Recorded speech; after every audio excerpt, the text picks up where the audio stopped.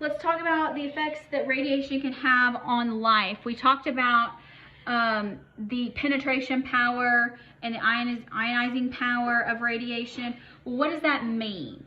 All right, so acute damage from exposure to very high levels of radiation in a short period. So this would be like what happened to the people that lived in or near the sites where the bombs were dropped in Japan, or the people that lived in or near Chernobyl. So it's going to kill a whole lot of rapidly dividing cells. It's going to destroy an immune system, and so rapidly dividing cells, think things that are affected by chemotherapy, hair, GI tract, the bone marrow, so red and white blood cells, skin. So the GI tract's not going to work well. They're not going to have an immune system. They'll probably have hair falling out. That's the least of their worries. Now, so that's not common. That's a good thing.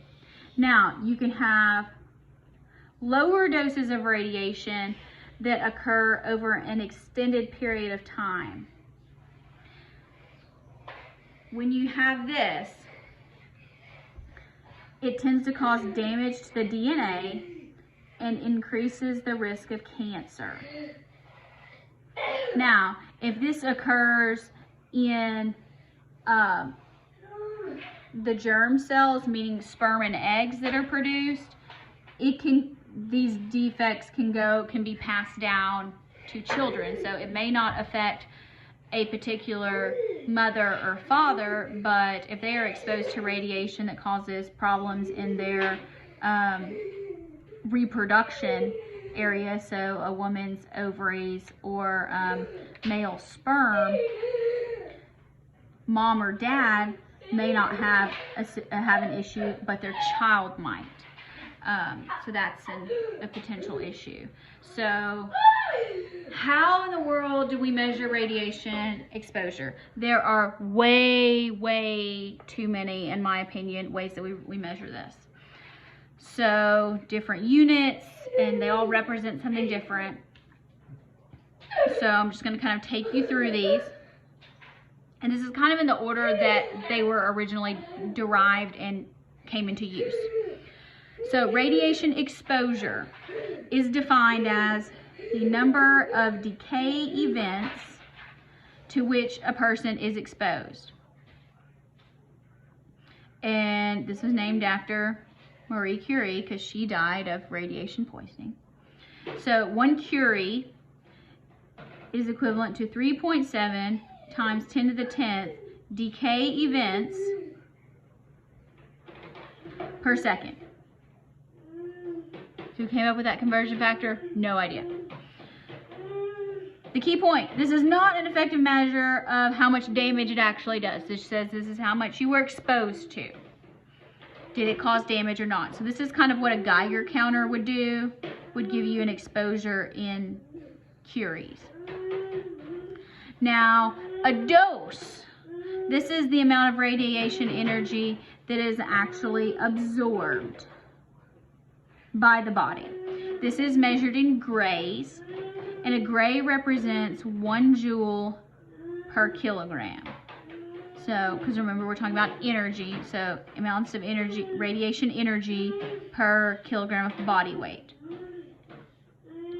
So that's done in grays. Now you can also have a radiation absorbed dose, which is known as a RAD, radiation absorbed dose, no periods. And that is equivalent to 1/100th of a gray, so 0.01 grays. We are not going to be doing these calculations or these conversions on the test, I promise. You can successfully navigate life looking this information up. But it is important, and you do need to know what it means. What does it mean?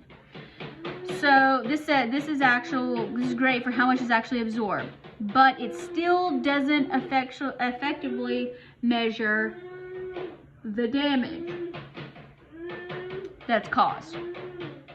So there is a biological effectiveness factor, so radiation biological effectiveness, which is a correction factor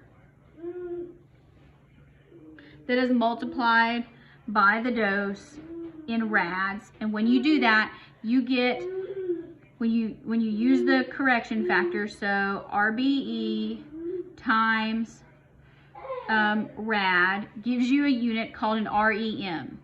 An REM stands for a Röntgen equivalent man. How they come up with this again, I don't know. But so one Röntgen is the amount of radiation that is required to produce 0.258 coulombs of charge in 1 kilogram of air. If you ask me, somebody has way too much time on their hands, or they received a grant that was just crazy. But anyway, so when we're looking, ultimately, the moral of this whole story is you're going to get, this is actually a measure of biological damage that can be caused. Only a REM is really big. So a lot of times they'll calculate doses in millirems. Now, not here, but so if someone is exposed to a correction, to an amount of radiation that has been corrected, so a REM, 20 to 100, they're going to have less white blood cells, probably an increase in cancer risk. And then you can see how high it got. So death, 2 weeks, 2 months, radiation sickness, radiation poisoning, this is radiation poisoning, but radiation damage, sickness. Now, if you're thinking, Dr. B, I know somebody that had radiation for cancer. Why are they doing that when radiation causes cancer? It's a good question. If you thought of that, and they did too. So at the radiation doses that they administer therapeutically to treat cancer, those doses have the equivalent of about a 1% increased risk of cancer. So what someone has done, and this, if you know someone that has been through this, this should be on their informed consent. So the doctor should go over this with you about, yes, we're giving this radiation. In our medical opinion, we believe that the benefit of destroying these cancer cells outweighs the risk of a new cancer forming by, you know, a significant factor.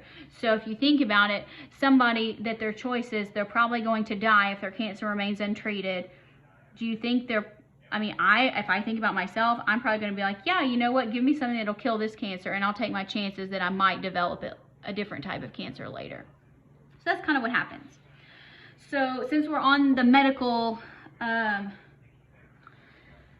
realm there, which nuclear medicine is actually one of my keen interests. I would love to go into nuclear pharmacy practice, but there's not really a lot of opportunities around here. But so what you can do is you can create a radio tracer. When you create a radio tracer, that's where you put a radioactive nuclide and you put it on a compound, and you can actually see where this particular compound goes in the body. Normally they'll give you some radio tagged glucose and see where somebody's using sugar in their body. You can use it in PET scans. PET scans are positron emission technology. Not going to get into the specifics of that. You can use radiation therapy, like I talked about, to treat cancers, because remember, radiation kills rapidly dividing cells. Cancer is a rapidly dividing cell. It can also be used to sterilize bacteria on surgical implants or even food. And that is the end of chapter 20 and all of the material for Gen Chem 2.